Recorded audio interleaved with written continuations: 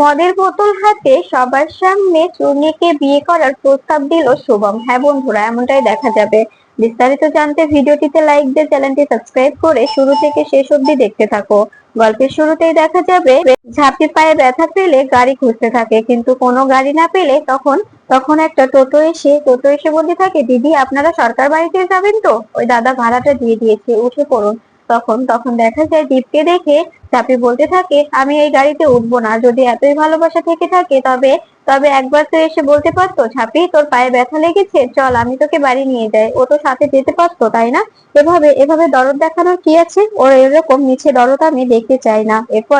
এরপরে দেখা যায় কাসাই ও ঠাম্মি দুজনে জোর করে ছাপিকে গাড়িতে তুলে নেয়। আর বাড়িতে এসে ঠাম্মি বলতে থাকে, ছাপি তুই চিন্তা করিস না, দাদুভাই যাই বলুক না কেন, আমার বিশ্বাস দাদুভাই তোকেই তোকেই ভালোবাসে, তোকেই তোকেই চায়, কোনোভাবে ওই ইনকাকে চায় না। ও যতই মুখে বলুক, কোর্ট কাচারি করে তোকে ডিভোর্স দেবে, কিছুতেই পারবে না। এটা এটা আমার বিশ্বাস।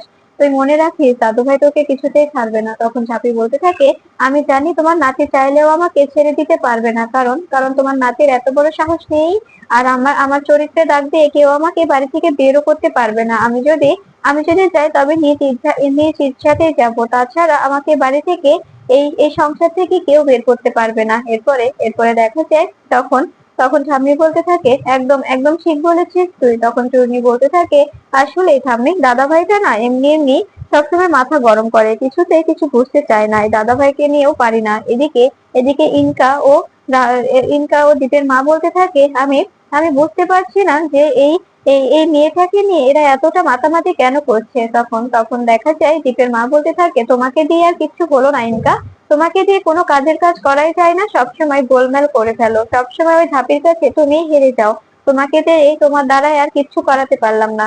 এরপরে এরপরে দেখা যায় সবাই চলে গেলে তখন বিতান ও শুভম আসে। তখন তখন দেখা যায় ঝাঁপি বলতে থাকে, কি ব্যাপার বিতান, তোর শেষ হলো? তখন তখন বিতান বলতে থাকে, আমাদের ব্যাপার বাদ দে, তোদের কি হয়েছে সেটা বল। তোরা তোরা আমরা 4 দিন মাত্র গিয়েছি, এর মধ্যে কেস তো নড়ে ফেলেছিস, ডিভোর্স দেওয়ার জন্য উঠে পড়ে লেগেছিস। তোদের তোদের কি হয়েছে বলতো?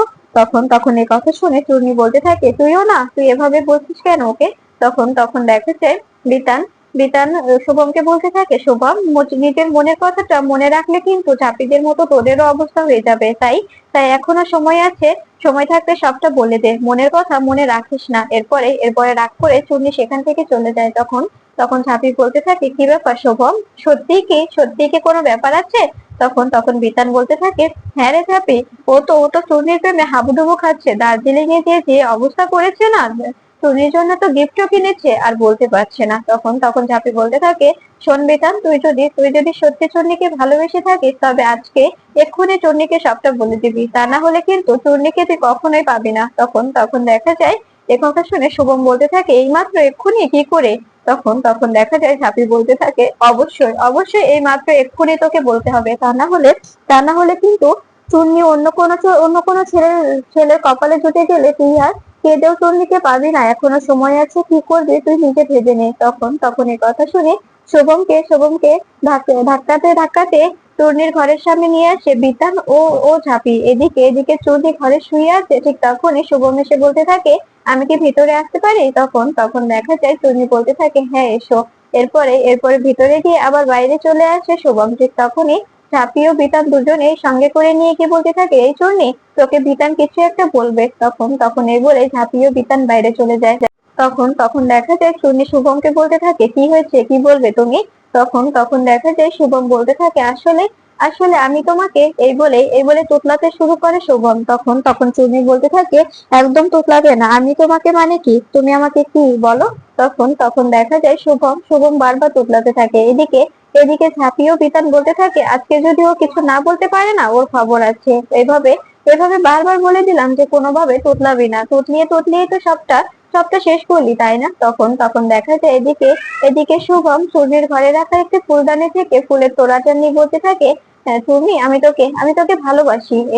এটা শুনে অবাক হয়ে যায় চূর্ণী মনে মনে অনেক খুশি হয় শুভমের এই কথা শুনে, কিন্তু উপরে উপরে শুভমের সঙ্গে রাগ দেখাতে থাকে আর বলতে থাকে, ও তাই, তুমি আমাকে ভালোবাসো? তা কিভাবে, কি ভালোবাসাটা কিভাবে বুঝলে যে তুমি আমাকে সত্যি সত্যি ভালোবাসো? তখন তখন দেখা যায় এ কথা শুনে শুভম বলতে থাকে, হ্যাঁ রে, আমি তোকে সত্যিই ভালোবাসি। আমি তোকে ভালোবাসি তো। তখন চূর্ণী বলতে থাকে, এখনকার যুগের ভালোবাসা তো এমন, যাকে দেখা যায় তাকেই ভালো লাগে। সুন্দরী মেয়েদের দেখলেই মনে হয় আমি ওর প্রেমে পড়ে গেছি। ঠিক তেমন তোমারও হয়েছে, তাই না?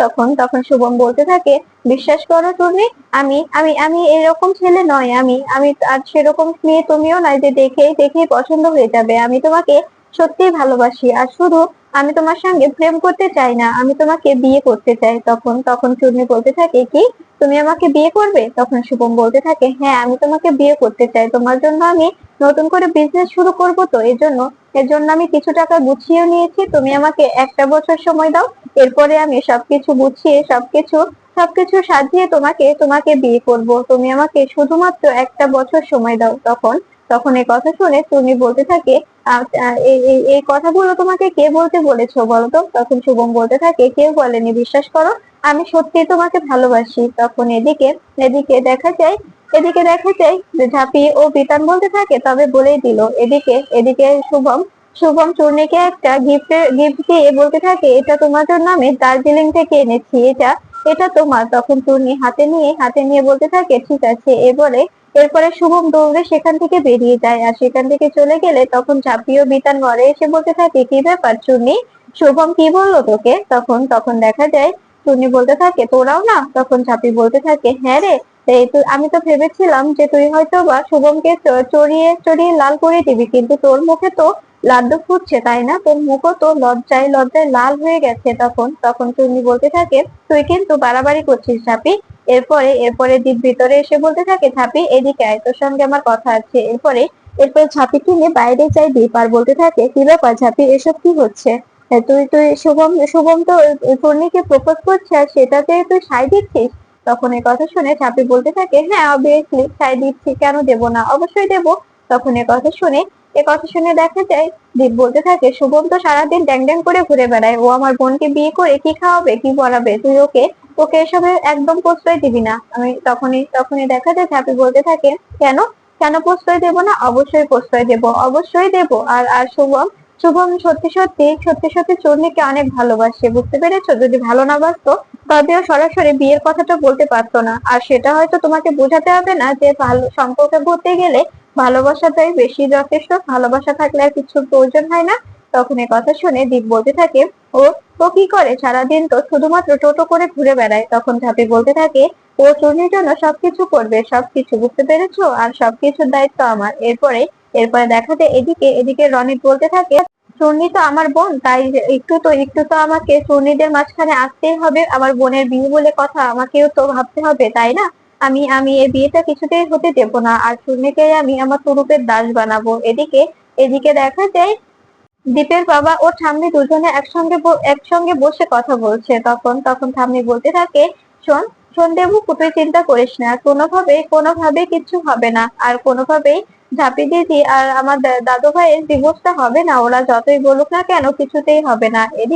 এদিকে দেখা যায় এদিকে দেখা যায় দীপ এসে বলতে থাকে, কি ব্যাপার, তোমরা কি নিয়ে আলোচনা করছো বলো তো? তখন তখন দেখা যায় এদিকে এদিকে রনি তো ইনকা দাঁড়িয়ে দাঁড়িয়ে সবকিছু দেখছে। আর এরপরে দেখা যায় চুনির বাবা এসে বলতে থাকে, দাদা তোমার সঙ্গে আমার কিছু কথা ছিল। তখন এ কথা শুনে দীপের বাবা বলতে থাকে, কি কথা? তোর সঙ্গে আমার কোনো কথা নেই, তোর সঙ্গে আমি কথা বলতে চাই না। তখন চুনির বাবা বলতে থাকে, আসলে আমি নিজের প্রতি নিজে গিল্ট ফিল করছি। আমি তো আমার সন্তানদের জন্য কিছু করতে পারিনি।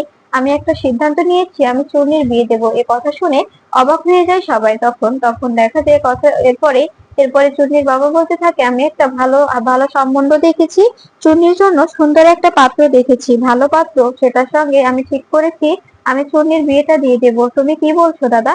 তখন তখন দেখা যায় এ কথা শুনে ঠাম্মি বলতে থাকে, তোর লজ্জা করে না? তুই কি কখনো নিজের সন্তানদের খোঁজ নিয়েছিস? নিজের মেয়ের কখনো খোঁজ নিয়েছিস? আজ হঠাৎ এসে নিজের মেয়ের বিয়ের কথা বলছিস?